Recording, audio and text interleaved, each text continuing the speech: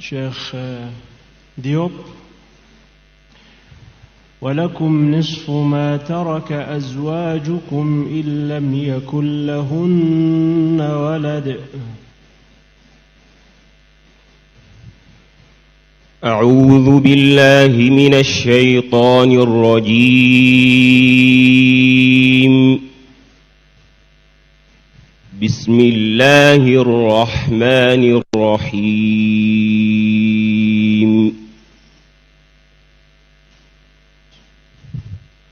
ولكم نصف ما ترك أزواجكم إن لم يكن لهن ولد،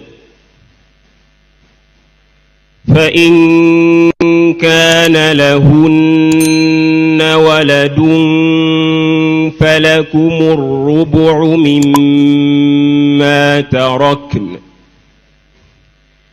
من بعد وصية يوصين بها أو دين، ولهن الربع مما تركتم إن لم يكن لكم ولد، فإن كان لكم ولد فلهن الثمن مما تركتم من بعد وصية توصون بها أو دين، وإن كان رجل يورث كلالة أو امرأة وله أخ أو أخت فلكل واحد منهما السدس، فإن كانوا أكثر من ذلك فهم شركاء في الثلث من بعد وصية يوصى بها أو دين غير مضار، وصية من الله، والله عليم حليم. تلك حدود الله،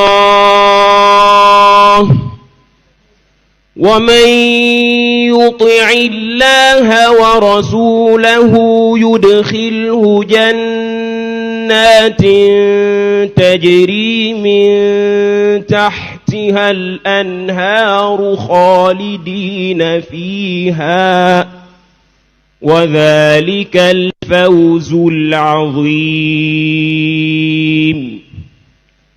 ومن يعص الله ورسوله ويتعد حدوده يدخله نارا خالدا فيها وله عذاب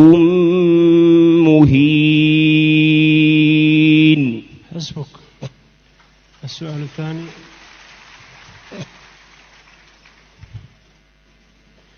متاع في الدنيا ثم إلينا مرجعهم. أعوذ بالله من الشيطان الرجيم. متاع في الدنيا ثم إلينا مرجعهم ثم نذيقهم العذاب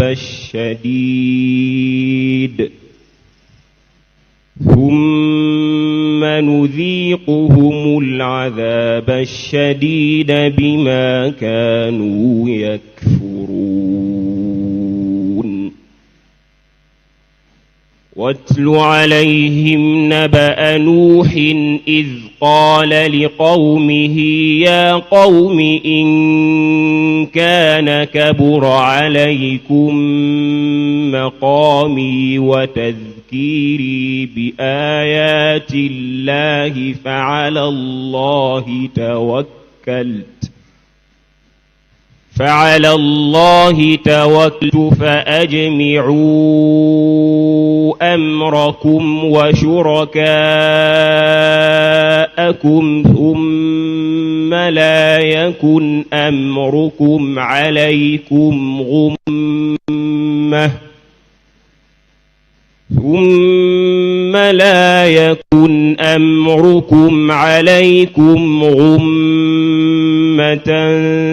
ثم قضوا إلي ولا تنظرون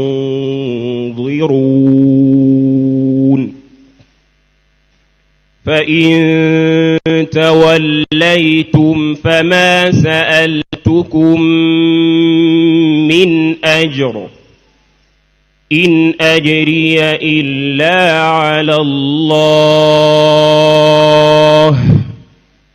وأمرت أن أكون من المسلمين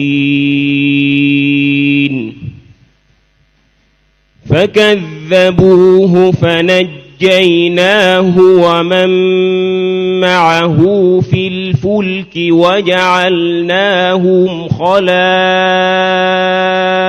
وأغرقنا الذين كذبوا بآياتنا فانظر كيف كان عاقبة المنذرين ثم بعثنا من بعده رسلا إلى قومهم فجاءوهم بالبينات فما كانوا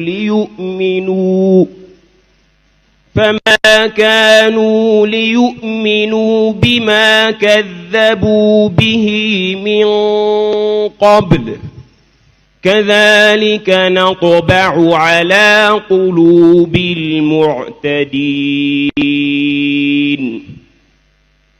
ثم بعثنا من بعدهم موسى وهارون إلى فرعون وملئه بآياتنا فاستكبروا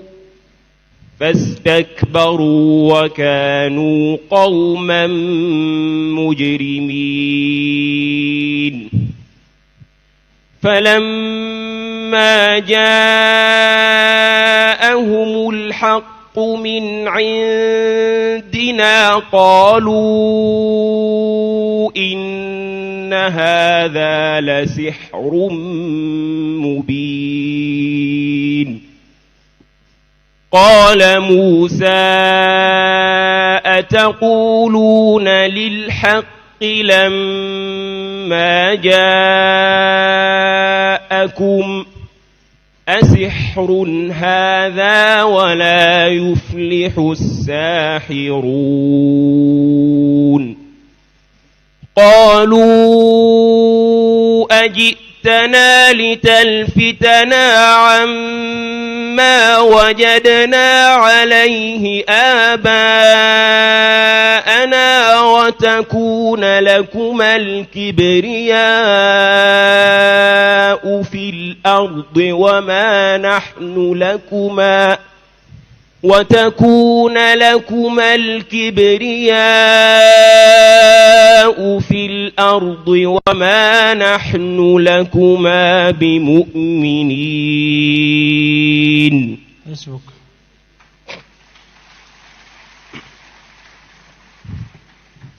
السؤال الثالث والأخير: إنا أرسلناك بالحق بشيرا ونذيرا وإن من أمة إلا خلا فيها نذير.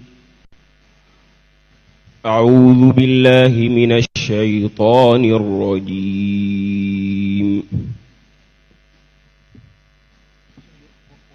إنا أرسلناك بالحق بشيرا ونذيرا وإن من أمة إلا خلا فيها نذير وإن يكذبوك فقد كذب الذين من قبلهم جاءتهم رسلهم بالبينات وبالزبر وبالكتاب المنير ثم أخذت الذين كفروا فكيف كان نكير ألم تر أن الله أنزل من السماء ماء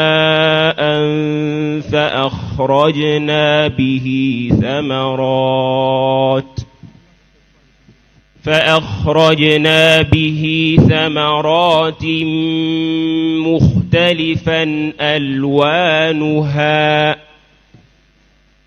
ومن الجبال جدد بيض وحمر مختلف ألوانها ومن الجبال جدد بيض وحمر مختلف ألوانها وغرابيب سود ومن الناس والدواب والأنعام مختلف ألوانه كذلك إنما يخشى الله من عباده العلماء إن الله عزيز غفور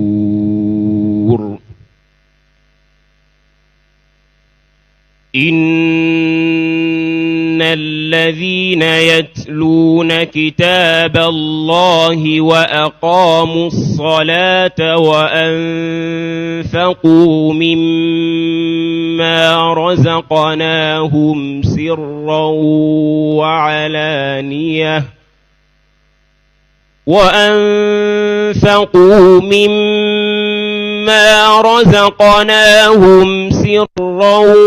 وعلانية يرجون تجارة لن تبور ليوفيهم أجورهم ويزيدهم من فضله إنه غفور شكور. حسبك وبارك الله فيك.